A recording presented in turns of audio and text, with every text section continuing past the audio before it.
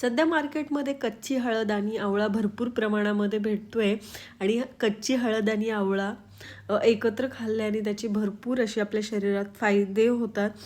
पचनक्रिया सुधारते, रोगप्रतिकार शक्ती वाढते, वजन कमी होण्यास मदत होते. तर असे एकूण एक खूप जास्त फायदे आहेत. तर त्याच्यासाठी इथे आपण एक छान लोणचं तयार करणार आहोत. तर मी इथे 250 ग्रॅम आवळे स्वच्छ धुवून घेतलेले आहेत, ते किसून घ्यायचे. त्याचप्रमाणे मी इथे हळदसुद्धा घेतलेली आहे. आवळ्यापेक्षा थोडंसं प्रमाण हळदीचं मी कमी ठेवलेलं आहे किंवा समप्रमाणात सुद्धा इथे तुम्ही घेऊ शकता. हळदीचं वरचं साल आहे ते काढून टाकलेलं आहे आणि आपल्याला ती सुद्धा किसून घ्यायची. हळद किसताना हाताला पिवळसर रंग येतो, तर तो नको असेल तर हाताला थोडंसं तेल लावून घ्यायचं किंवा नाही लावलं तर 2-3 दिवसामध्ये तो रंग निघून जातो. तर हळदसुद्धा किसून आपण साईडला ठेवायची. त्याच्यानंतर मी इथे 6 ते 7 हिरवी मिरच्या घेतलेल्या आहेत. याप्रमाणे आपल्याला स्प्लिट करून घ्यायच्यात. ह्या जास्त प्रमाणात तिखट आहेत, त्याच्यामुळे मी एवढ्याच घेतलेल्या आहेत. तुमच्या मिरच्या जर तिखट नसतील तर याचं प्रमाण वाढवू शकता, कारण या लोणच्यामध्ये मिरच्यासुद्धा खूप छान लागतात. मुरल्यानंतर त्याची चव अप्रतिम लागते.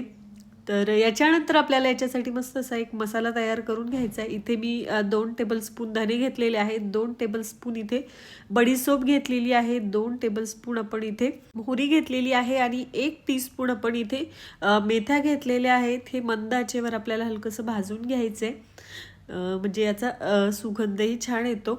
आता हे हलकंसं भाजलेलं आहे, साईडला काढून आपल्याला पूर्णपणे थंड करून घ्यायचं आहे. थंड झाल्यानंतर याची जाडसर पावडर करून घ्यायची आहे. अगदीच बारीक करायची नाही आहे. जाडसर असेल तर चव खूप छान लागते. तर हे मिक्सरला फिरवून मी याची जाडसर अशी पावडर तयार करून घेतलेली आहे. पाहू शकता, खूप बारीक केलेली नाही आहे. त्याच्यानंतर इथे मी आलंसुद्धा किसून घेतलेलं आहे. आल्याचं प्रमाण तुम्ही वाढवू शकता.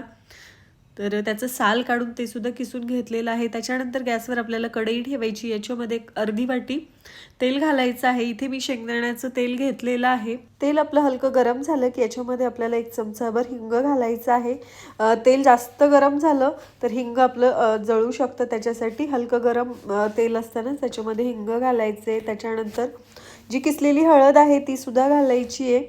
जी कच्ची हळद असते ती चवीला थोडीशी कडवट असते, तर परतून घेतल्यामुळे त्याचा जो कडवटपणा आहे तो कमी होतो आणि चवीला अप्रतिम लागते.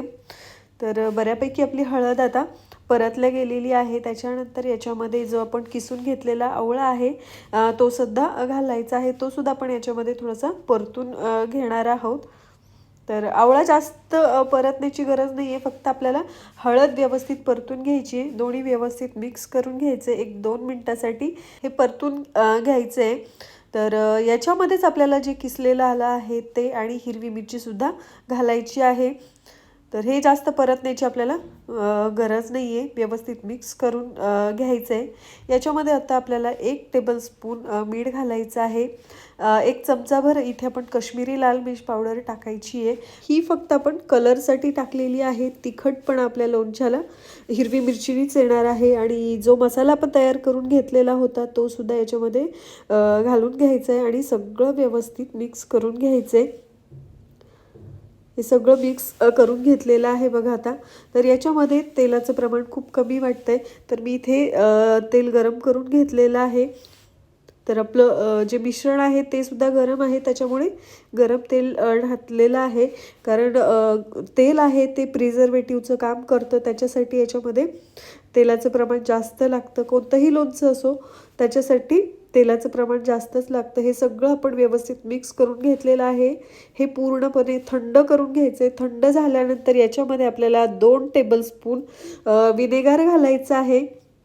जर तुमच्याकडे विनेगर नसेल तर त्याच्याऐवजी 4 टेबलस्पून लिंबाचा रस घालायचा आहे. त्यानेसुद्धा आपलं लोणचं आहे भरपूर दिवस टिकतं आणि जो आवळ्याचा तुरटपणा आहे त्याने तो पूर्णपणे कमी होतो आणि चवीला अप्रतिम लागतं.